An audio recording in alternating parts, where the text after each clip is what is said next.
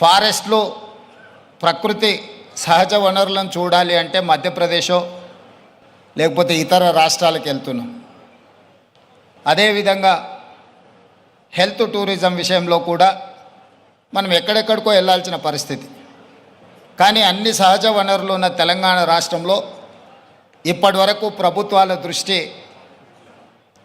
ఈ health tourism మీద, eco tourism మీద, టెంపుల్ టూరిజం మీద ఫోకస్ లేకపోవడం వల్ల అద్భుతమైన ఆలయాలు ఉన్న తెలంగాణ రాష్ట్రం, అది 1000 స్తంభాల గుడి కావచ్చు, యునెస్కో గుర్తింపు పొందిన రామప్ప మందిరం కావచ్చు, లేకపోతే శ్రీశైలం కావచ్చు, రాజన్న వేములవాడ రాజన్న మందిరం కావచ్చు, ఇట్లాంటి చాలా మందిరాలు, ప్రపంచ ప్రఖ్యాతిగాంచిన మందిరాలు మన దగ్గర ఉన్నాయి.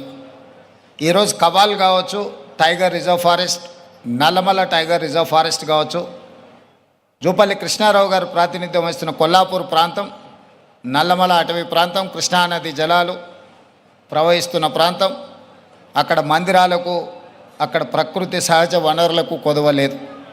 మల్లెల తీర్థం లాంటి ప్రాంతాలు మన దగ్గర ఉన్నాయి. కానీ వీటికి ఇవ్వాల్సినంత ప్రాధాన్యత, తీసుకురావాల్సినంత గుర్తింపు తీసుకురాకపోవడం వల్ల మన రాష్ట్రంలో temple tourism, eco tourism, health tourism వెనుకబడుతున్నది. ఈరోజు ఎకో టూరిజంలో టూరిజం పాలసీని ఈ మధ్యలోనే శాసనసభలో మనం చర్చించినాం. దానికి మంత్రి జూపల్లి కృష్ణారావు గారే ఆ పాలసీ తయారీలో కీలక పాత్ర పోషించారు.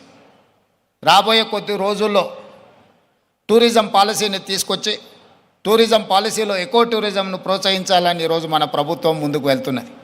కానీ ప్రభుత్వానికంటే ముందే ఎకో టూరిజం ఈరోజు రామదేవరావు గారి ఏర్పాటు చేసిన 150 ఎకరాలలో ఒక అద్భుతాన్ని సృష్టించిండు. ఈ అద్భుతం వారికి ఒక్కరికి ఆదాయం తెచ్చిపెట్టేది కాదు, రాష్ట్రానికి కూడా ఆదాయం తెచ్చిపెడుతుంది, రాష్ట్రానికి కూడా గుర్తింపు, గౌరవం తెచ్చిపెడుతుంది.